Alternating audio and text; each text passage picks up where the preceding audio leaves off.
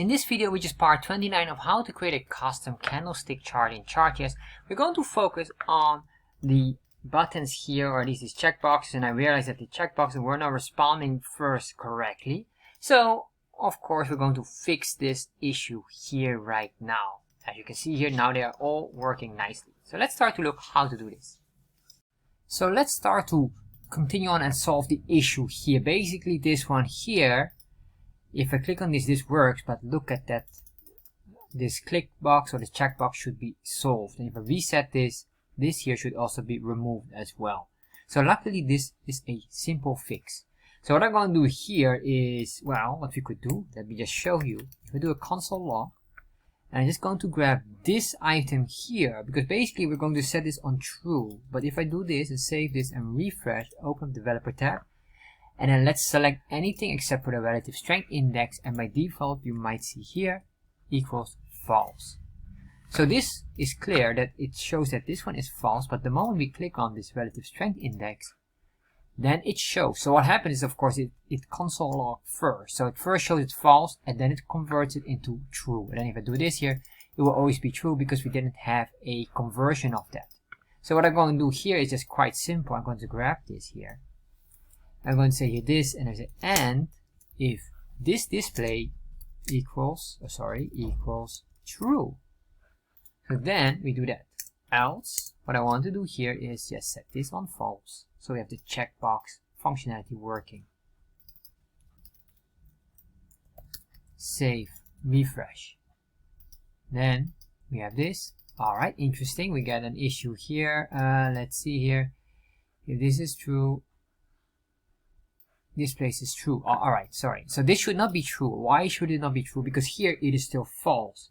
If it's false, convert it into true. So this should be false. If it's false and it's checked at that moment, it means that it's not being shown. So then it's checked, it will show or appear. So now if I do this, there we are. Alright. So we have the first one here.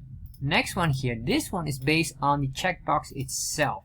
So the reset is not working. Well, only the lower one works with the relative strength index. But of course, all of these items need to be removed as well. So what I'm going to do here is we can just say, and I'll make it very simple and just say here document.get element by ID, and remember the ID was MA, and then we say .checked will be set equals false.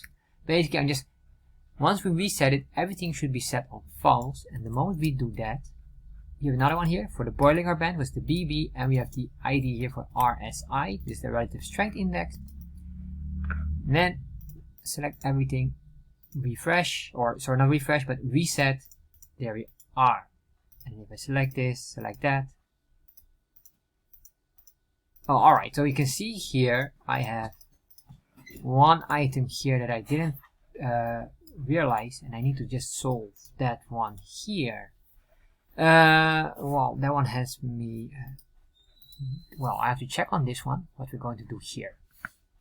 Alright, so after some thinking, I realized probably the easiest way to do it, and I'm sure there's better ways to do it, is just to make a separate function for the RSI. So what I'm going to do is, I'm going to copy this, because what is happening is basically all of the items are being triggered, and I don't want that. Or at least, in this case, I don't want this to be triggered here automatically. So, what I'm going to do here is display false. Oh! Wait, sorry, I guess we can just do it easier. We could just grab this. I don't understand why I didn't figure that one out previously. That should be, that's way smarter. So what I'm going to do is, if this is checked, of course, then just show. And if it's not checked, don't show. So I'm going to say here, if checked equals false. If it's not checked, we do this. If it's checked, we don't do anything else. That makes more sense. Save that, refresh, and alright, interesting, I have a mistake here. 606, let's see here, we have this, and alright, and you say equals strict. Save, refresh. Do that. If false, alright, so you can see here, this should be true, of course, in this case, because if it's checked, show it. If it's unchecked, hide it.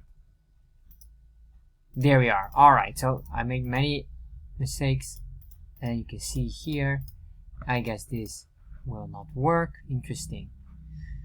Alright, so after some checking, I realized I'm trying to be smart, but of course that will work against you. So anyway, we have to remove this, and the reason why is because we have this indicator here, and what is happening is looking for the indicator, but when I click on this one, I'm not clicking anymore on the RSI indicator. What I'm clicking on is the moving average. So now we should have everything working nicely, which makes far more sense than what I'm doing compared to what I did previously.